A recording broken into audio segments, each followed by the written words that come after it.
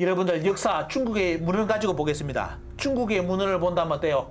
기자가 등장하는 기록물 여기 쭉 나옵니다. 어디서부터요? 은나라, 주나라부터 한나라 때까지 어떻습니까? 사설을 싹 뽑아가지고 논문을 냈는데 여기 잘 보시기 바랍니다. 기자에 대한 기록이 갑자기 어떻습니까? 초기 한나라, 주나라, 은나라, 주나라 때는 기자에 대해서 뭐 기자조선 이런 내용 자체가 없습니다. 이건 조금 이따 말씀드리겠습니다. 그냥 기자가 언급된 정도가 돼요. 나오는 내용이 이 정도입니다.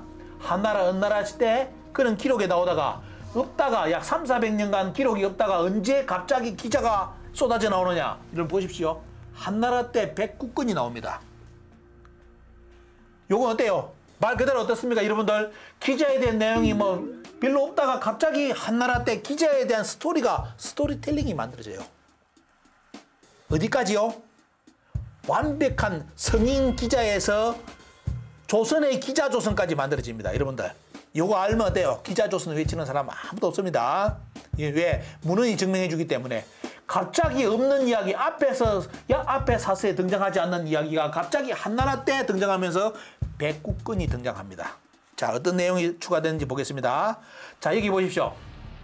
상서대전 이전의 기록에는 일체 기자조선 내용이 없다고 나오죠. 자, 여기 보시면 어떻습니까? 상서 뭐 여러 가지 기자 쭉 나오죠. 보면요. 그런 기록이 나오는데 대부분 내용이 뭐냐?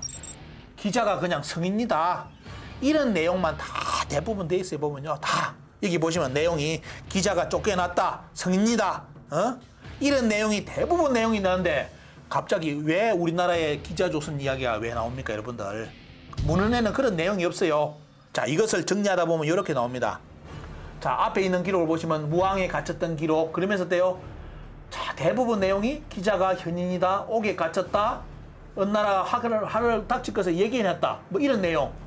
자, 여기 나옵니다. 그리고 뭐냐? 기자가 몸에 오칠한 것과 홍범을 교수한 것을 말했다 해가지고 자, 여러분들 여기에서 조선하고 관계된 내용이 나옵니까? 여러분들 실제로 우리 조선하고 관계된 내용이 초기 기록에는 없어요. 없어요. 이게 문제입니다. 이거 없는데 어때요? 자, 명의로 갖다 돼 있는데 조선에 갖다는 기록 없습니다. 자, 기자가 누구한테 보면요, 무왕한테 홍범 구주를 설하는 내용이 나옵니다. 자, 요까지가 여러분들 정확한 말하는 어때 역사 기록의 기자입니다.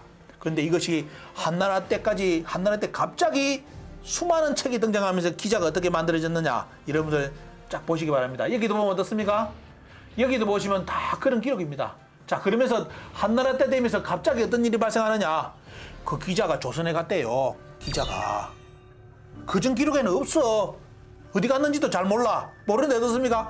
갑자기 이제 수많은 기자에 대한 내용이 튀어나오면서 그 기자가 어디로 튀었다? 조선으로 갔다는 기록이 계속 쏟아져 나옵니다.